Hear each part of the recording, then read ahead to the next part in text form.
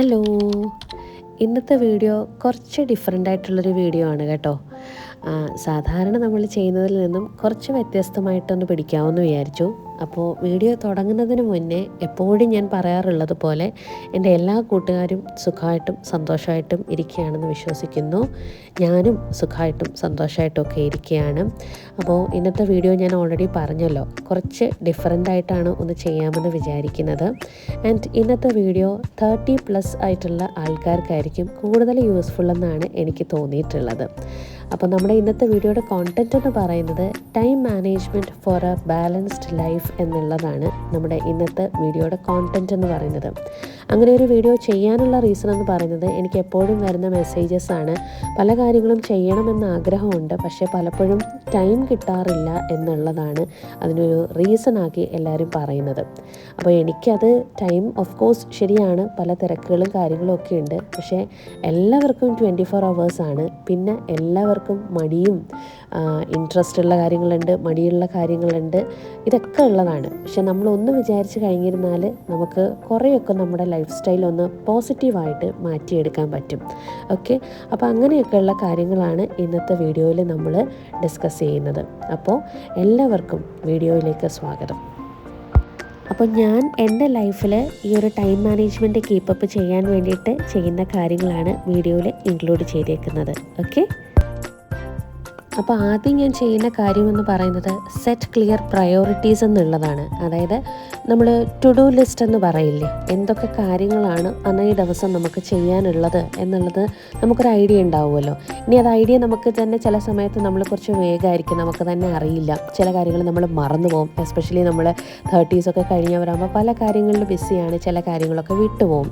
അപ്പോൾ അങ്ങനെ വിട്ടുപോവാതെ ഇരിക്കാൻ വേണ്ടിയിട്ടും പിന്നെ നമ്മളെ ഒന്ന് ഓർഗനൈസ്ഡ് ആക്കാൻ വേണ്ടിയിട്ടും ഞാൻ ചെയ്യുന്ന ഒരു സംഗതിയാണ് ടു ഡു ലിസ്റ്റ് എഴുതി വെക്കുക എന്നുള്ളത്. അതായത് സെറ്റ് ക്ലിയർ പ്രയോറിറ്റീസ്. അപ്പോൾ നമുക്ക് എന്ത് ചെയ്യണം, എന്താണ് ആദ്യം ചെയ്യേണ്ടത്, ഏതാണ് ആദ്യം ക്ലിയർ ആക്കേണ്ടത് എന്നൊക്കെ ഉള്ളതിനെ പറ്റിയിട്ട് നമുക്ക് പെട്ടെന്ന് തന്നെ നമുക്കത് ക്ലിയർ ചെയ്യാൻ പറ്റും. അപ്പോൾ അതാണ് ഈ ഒരു ടു ഡു ലിസ്റ്റിൻ്റെ ഒരു എയിം എന്ന് പറയുന്നത്.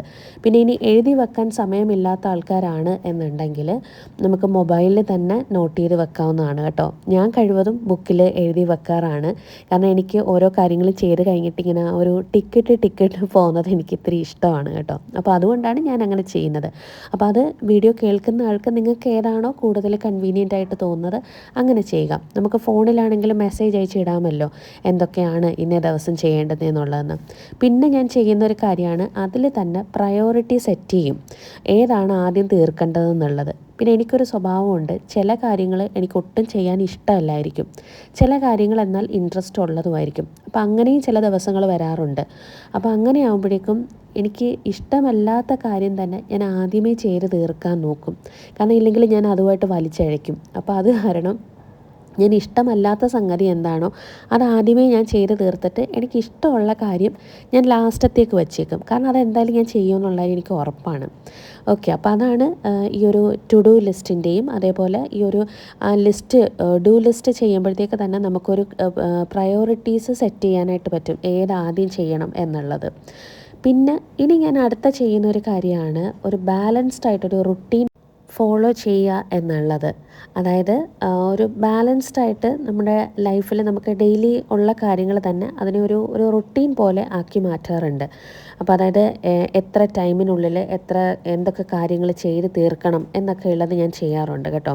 പിന്നെ ബാലൻസ്ഡ് റുട്ടീൻ്റെ ഭാഗമായിട്ട് അത് നമ്മുടെ കൺവീനിയൻസ് അനുസരിച്ചാണ് കേട്ടോ. അത് നിങ്ങൾക്ക് സൗകര്യമാണെങ്കിൽ കുറച്ച് നേരത്തെ എണീക്കാൻ പറ്റിയാൽ അത്രയും നല്ലത്. എനിക്ക് പൊതുവേ അത്ര നേരത്തെ എണീക്കാനൊന്നും ഇഷ്ടമുള്ള കൂട്ടത്തിലൊന്നും ആയിരുന്നില്ല. പക്ഷേ ഞാൻ ഈ UAE പോയതിന് ശേഷം അവിടെ ജോബ് റിലേറ്റഡ് ആയിട്ട് അവിടെ രാവിലെ 7:30 എനിക്ക് സ്കൂളിൽ കയറണം. അപ്പോൾ അത് കാരണം രാവിലെ എണീക്കേണ്ടതായിട്ടുണ്ടായിരുന്നു. കുക്കിങ്ങും കാര്യങ്ങളും ഒക്കെ ചെയ്യുന്നതിനായിട്ട് രാവിലെ എണീക്കണം. പക്ഷേ അങ്ങനെയാണ് ഒരു രാവിലെ എണീക്കുമ്പോൾ കുറേ ടൈം നമുക്ക് കിട്ടുന്നതായിട്ട് തോന്നിയിട്ടുണ്ട്. പിന്നെ അവർ എണീക്കുന്നതിനുള്ള മടിയാണ്. പക്ഷേ എണീറ്റ് കഴിഞ്ഞിരുന്നാൽ പിന്നെ നമുക്കൊരു ഫ്രഷ്നെസ് ഒക്കെ ഫീൽ ചെയ്യും. കുറച്ചുകൂടെ അറ്റ്മോസ്ഫിയറൊക്കെ നമുക്കൊന്ന് എക്സ്പ്ലോർ ചെയ്യാൻ പറ്റും. കുറച്ചുകൂടെ ശുദ്ധവായു കിട്ടും. ഈ ആൾക്കാരും ബഹളവും ഒക്കെ കൂടുന്നതിന് മുന്നേ ഉള്ള ഒരു നേച്ചറൊക്കെ ഒന്ന് കാണാൻ പറ്റും. അപ്പോൾ അതിന് ശേഷം ഞാൻ കഴിവതും കുറച്ച് നേരത്തെ എണീക്കാറുണ്ട്. ഇപ്പോൾ ആക്ച്വലി ഒരു 6:30 അല്ലെങ്കിൽ 7 ആ ഒരു ടൈമിനിടയിലാണ് യൂഷ്വലി ഞാൻ ഇപ്പോൾ എണീക്കാറുള്ളത്. ഇപ്പോൾ ഞാൻ സ്കൂളിൽ പോവാത്തത് കൊണ്ട് 6:30 to 7 അതിന് ഇടയിലാണ് എണീക്കാറുള്ളത്. അപ്പോൾ ഒരു രാവിലെ എണീക്കുന്ന ഒരു ശീലമുണ്ടെങ്കിൽ അത് നല്ലതാണ്. ഇനി അതങ്ങനെ ഇല്ല എന്നുണ്ടെങ്കിലും പ്രോബ്ലം ഒന്നുമില്ല. നമ്മൾ ഡെയിലി ഉള്ള ആ ഒരു കാര്യങ്ങൾ ഒരു ടൈമിനനുസരിച്ച് ഒരു ടൈം മാനേജ്മെൻറ്റിൻ്റെ ഭാഗമായിട്ട് ആ ഒരു ടൈമിനനുസരിച്ച് ഇത്ര ടൈം തൊട്ട് ഇത്ര ടൈമിനുള്ളിൽ ഞാൻ ഇത് ചെയ്ത് തീർക്കും, അങ്ങനെ സെറ്റ് ചെയ്ത് വെക്കാറുണ്ട്. അത് നമുക്ക് കുറച്ചുകൂടെ നന്നായിരിക്കും.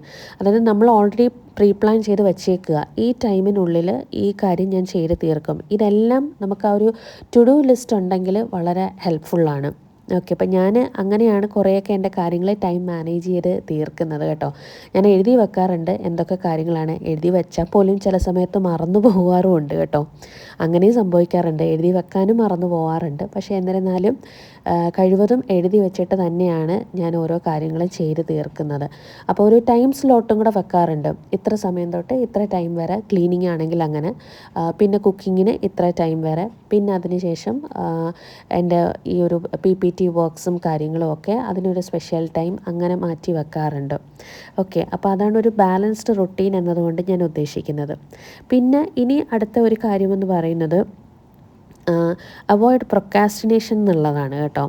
അതായത് നമുക്ക് ഇന്ന് തന്നെ ഒരു കാര്യം ചെയ്ത് തീർക്കേണ്ടതായിട്ടുണ്ട് എന്നുണ്ടെങ്കിൽ അത് ഇന്ന് തന്നെ കംപ്ലീറ്റ് ചെയ്യാനായിട്ട് നോക്കുക. ഓക്കെ, അല്ലാതെ അത് നാളത്തേക്ക് ചെയ്യാം, നാളെ മാറ്റി വെക്കാം, അല്ലെങ്കിൽ നാളത്തേക്ക് ചെയ്യാമെന്ന് വിചാരിച്ച് കഴിഞ്ഞിരുന്നാൽ അതൊരിക്കലും നടക്കാനും പോകുന്നില്ല. അതിങ്ങനെ നീണ്ട് പോകത്തതേ ഉള്ളൂ. അപ്പോൾ അത് ഇച്ചിരി ഡിഫിക്കൽട്ടായിട്ടുള്ളൊരു ടാസ്ക്കാണ്. പ്രത്യേകിച്ച് ഇപ്പോൾ എനിക്കൊക്കെ ചില കാര്യങ്ങളിൽ ഭയങ്കര മടിയുള്ള കൂട്ടത്തിലാണ് കേട്ടോ. നിങ്ങൾ ചിലപ്പോൾ ഈ വീഡിയോ കേൾക്കുമ്പോൾ ഭയങ്കര ഓർഗനൈസ്ഡ് ആണ് അങ്ങനെയൊന്നും വിചാരിക്കരുത്. ഞാൻ എൻ്റെ മുന്നേ ഉള്ള വീഡിയോസിൽ പറഞ്ഞിട്ടുണ്ട്, I am a very normal person കേട്ടോ. പക്ഷേ കുറച്ചൊക്കെ ഒന്ന് ചിട്ടയോടുകൂടി പോകണം എന്നാഗ്രഹമുണ്ട്. അതുകൊണ്ട് കുറേയൊക്കെ ഒന്ന് ലൈഫ് ഒന്ന് ലെവൽ ചെയ്ത് എടുക്കാൻ ഞാൻ ശ്രമിക്കാറുണ്ടെന്നുള്ളതേ ഉള്ളൂ കേട്ടോ. അപ്പോൾ ഈ പ്രൊക്കാസ്റ്റിനേഷൻ ഈ ചില ദിവസങ്ങളിൽ ചില കാര്യങ്ങളൊക്കെ നമുക്ക് ചെയ്യാൻ ഭയങ്കര മടിയായിരിക്കും. നാളെ ചെയ്യാം എന്നൊക്കെ പറഞ്ഞ് ഞാൻ വെക്കാറുണ്ടായിരുന്നു. കഴിവതും ഞാൻ അതിപ്പോൾ ഒഴിവാക്കാറുണ്ട്. വേണ്ട, അന്ന് തന്നെ ചെയ്യാം എന്ന് പറഞ്ഞിട്ട് നോക്കാറുണ്ട് കേട്ടോ. അപ്പോൾ കാരണം ഈ പ്രൊക്കാസ്റ്റിനേഷൻ ഇങ്ങനെ നീണ്ടു പോകത്തതേ ഉള്ളൂ. നമ്മുടെ വർക്ക് പെൻഡിങ് ആയി പോകത്തതേ ഉള്ളൂ, അത് ഏതാണെങ്കിലും. അപ്പോൾ പ്രൊക്കാസ്റ്റിനേഷൻ ഒന്ന് ഒഴിവാക്കാനായിട്ട് ശ്രമിക്കുക. പിന്നെ ഒരു കാര്യം എന്ന് പറയുന്നത് ഈ ഡിസ്ട്രാക്ഷൻസ് ഒഴിവാക്കുക എന്നുള്ളതാണ്. അതായത് ഈ ഒരുപാട് നേരം മൊബൈൽ ഫോൺ യൂസ് ചെയ്യുക, ഒരുപാട് നേരം മറ്റുള്ളവരുമായിട്ട് സംസാരിച്ചു കൊണ്ടിരിക്കുക, എല്ലാത്തിനും ഒരു ലിമിറ്റ് ഫോളോ ചെയ്യുക. എന്ന് വെച്ചാൽ ആരോട് സംസാരിക്കേണ്ടെന്നോ അല്ലെങ്കിൽ മൊബൈൽ ഫോൺ നോക്കണ്ടെന്നോ ഒന്നുമല്ല. പക്ഷേ ചില ആൾക്കാർ കണ്ടിന്യൂസ് മൊബൈൽ ഫോണും കൊണ്ടിരിക്കുന്നത് കാണാറുണ്ട്. അപ്പോൾ അത് ഒഴിവാക്കുന്നത് നന്നായിരിക്കും. അത് ആക്ച്വലി നമ്മളെ ഒരു പരിധിവരെ നമ്മളെ എൻഗേജ് ചെയ്യാൻ നല്ലതാണ്. പക്ഷേ അത് അങ്ങ് ഓവറാക്കി ചളവാക്കാതെ ഇരിക്കാൻ നോക്കുക എന്നുള്ളതാണ് ഞാൻ ഉദ്ദേശിച്ചത് കേട്ടോ. ഓഫ് കോഴ്സ് നമുക്ക് ഫോണും ഇൻസ്റ്റാഗ്രാം, ഫേസ്ബുക്ക്, യൂട്യൂബ് ഇതൊക്കെ നമുക്ക് ആവശ്യമാണ്. സോഷ്യൽ മീഡിയ പ്ലാറ്റ്ഫോംസ് ഒക്കെ നമുക്ക് ആവശ്യമാണ്. പക്ഷേ അതിലങ്ങ് മുങ്ങിപ്പോവാതെ ഇരിക്കാൻ നോക്കുക എന്നുള്ളതേ ഉള്ളൂ. ഓഫ് കോഴ്സ് എല്ലാത്തിനും ഒരു ടൈം സ്ലോട്ട് സെറ്റ് ചെയ്ത് നോക്കുന്നത് നന്നായിരിക്കും എന്നുള്ളതാണ് കേട്ടോ ഞാൻ ഉദ്ദേശിച്ചത്. പിന്നെ ഞാൻ ചെയ്യുന്നൊരു കാര്യമാണ് മെയിൻറ്റെയിൻ ഹെൽത്തി ഹാബിറ്റ്സ് എന്നുള്ളത്. അതായത് പ്രോപ്പറായിട്ടുള്ള സ്ലീപ്പ് എനിക്ക് കൊടുക്കുക, പ്രോപ്പറായിട്ടുള്ള എക്സസൈസ് കൊടുക്കുക, പ്രോപ്പറായിട്ടുള്ള മീൽസ് കഴിക്കുക. പിന്നെ ഓരോ ആൾക്കാർക്ക് ഓരോ തെറാപ്പിയാണല്ലോ. അപ്പോൾ എനിക്ക് ഭയങ്കര ഇഷ്ടമുള്ള കാര്യങ്ങളാണ് ഇങ്ങനെ ക്ലീൻ ചെയ്ത് വെക്കുക എന്നുള്ളത്, പിന്നെ ഷോപ്പ് ചെയ്യുക എന്നുള്ളത്, പിന്നെ എൻ്റെ ടേസ്റ്റ് അനുസരിച്ച് ഇടയ്ക്കൊക്കെ കുക്ക് ചെയ്ത് കഴിക്കുക എന്നൊക്കെ ഉള്ളത് എനിക്ക് ഇഷ്ടമുള്ള കാര്യങ്ങളാണ്. അപ്പോൾ അത് ഒരു ഹെൽത്തി ഹാബിറ്റ്സായിട്ട് നമ്മളത് എൻജോയ് ചെയ്ത് ചെയ്യാനായിട്ട് ശ്രമിക്കുക. പിന്നെ ഞാൻ ഇടയ്ക്ക് പാട്ടൊക്കെ കേട്ടുകൊണ്ടാണ്, ബ്ലൂടൂത്ത് സ്പീക്കറൊക്കെ ഉണ്ടല്ലോ, അപ്പോൾ അതിലൊക്കെ പാട്ടൊക്കെ കേട്ടിട്ട് ഞാൻ ചിലപ്പോൾ എക്സസൈസ് ചെയ്യാറുണ്ട്. പിന്നെ അതേപോലെ കുക്ക് ചെയ്യാൻ നേരം ചെറുതായിട്ട് റേഡിയോ വെച്ചിട്ട് കേട്ടുകൊണ്ട് നിന്ന് കുക്ക് ചെയ്യാറുണ്ട്. അതായത് എത്ര പേർക്ക് അറിയാമെന്നറിയില്ല, ഇവിടെ റേഡിയോ ബെൻസിഗർ എന്ന് പറഞ്ഞിട്ടാണ് കേട്ടോ നമ്മുടെ FM ചാനലുള്ളത്. നമ്മുടെ കൊല്ലംകാർക്കൊക്കെ അറിയായിരിക്കും.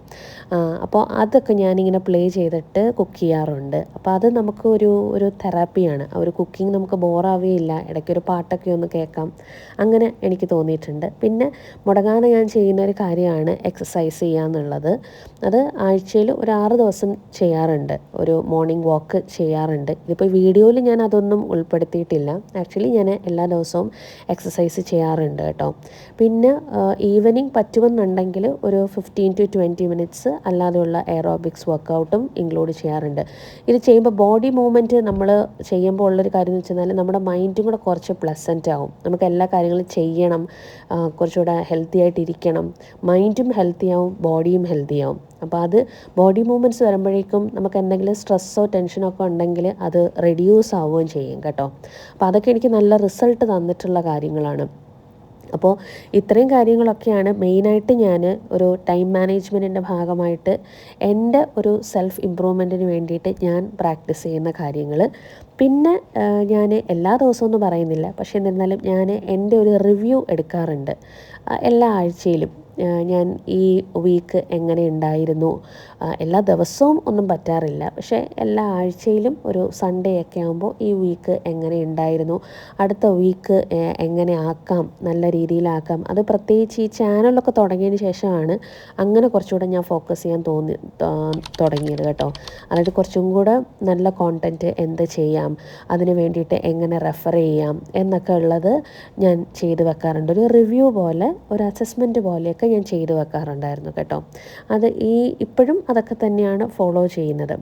പിന്നെ പറ്റുമെന്നുണ്ടെങ്കിൽ റെഗുലറായിട്ടുള്ള ബ്രേക്സൊക്കെ എടുക്കാനായിട്ട് നോക്കുക. അതായത് ഈ കണ്ടിന്യൂസ് ഇരുന്ന് വർക്ക് ചെയ്യുന്ന ആൾക്കാരുണ്ടല്ലോ, അപ്പോൾ അവർ ഇടവിട്ട് കുറച്ചൊരു ബ്രേക്ക് എടുത്തതിന് ശേഷം ഒരു ഇടയ്ക്ക് ഒരു 11 മണിയൊക്കെ ആകുമ്പോൾ ഒരു ചായയോ അങ്ങനെയൊക്കെ ഒന്ന് കുടിച്ചതിന് ശേഷം പിന്നെയും വീണ്ടും വർക്ക് ചെയ്യാനിരിക്കുമ്പോഴായിരിക്കും ഒന്നും കൂടി നമുക്ക് ഇഫക്റ്റീവായിട്ട് കാര്യങ്ങൾ ചെയ്ത് തീർക്കാൻ പറ്റുന്നതെന്നാണ് എൻ്റെ ഒരു എക്സ്പീരിയൻസിൽ നിന്ന് എനിക്ക് മനസ്സിലായിട്ടുള്ളത്. പിന്നെ ഇടയ്ക്ക് ഫ്രണ്ട്സിൻ്റെ അടുത്തൊക്കെ ഒന്ന് ഗ്യാദർ ചെയ്യാൻ പറ്റുമെന്നുണ്ടെങ്കിൽ ഗ്യാദർ മാത്രമായി പോവരുത് കേട്ടോ. അതൊരു 5 to 10 മിനിറ്റ്സിനുള്ളിൽ ഒതുക്കി നിർത്തിയിട്ട് പിന്നെയും പോയി ബാക്കി വർക്ക് ചെയ്യുന്നതായിരിക്കും നല്ലതെന്ന് പറയുന്നത്. ഓക്കെ, അപ്പോൾ ഇത്രയും കാര്യങ്ങളൊക്കെയാണ് ഞാൻ മെയിനായിട്ട് എൻ്റെ ഒരു ടൈം മാനേജ്മെൻറ്റ് സ്കില്ലിൽ ഇൻക്ലൂഡ് ചെയ്യുന്നത്. മെയിനായിട്ടുള്ള പോയിൻ്റ് എന്ന് പറയുന്നത് ടു ഡു ലിസ്റ്റ് തന്നെയാണ്. കാരണം അത് എഴുതി വെക്കുമ്പോൾ തന്നെ നമുക്കൊരു ഐഡിയ കിട്ടും, ഇന്ന് എന്തൊക്കെ കാര്യങ്ങൾ ചെയ്യണം, ഏതാദ്യം കംപ്ലീറ്റ് ചെയ്യണം.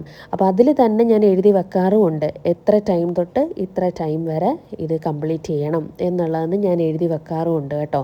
ബാക്കിയെല്ലാം പിന്നീട് സെക്കൻഡറി ആയിട്ടുള്ള കാര്യങ്ങളാണ്. പ്രൈമറി ആയിട്ടുള്ള സംഗതി എന്ന് പറയുന്നത് ടു ഡു ലിസ്റ്റ് തന്നെയാണ് കേട്ടോ.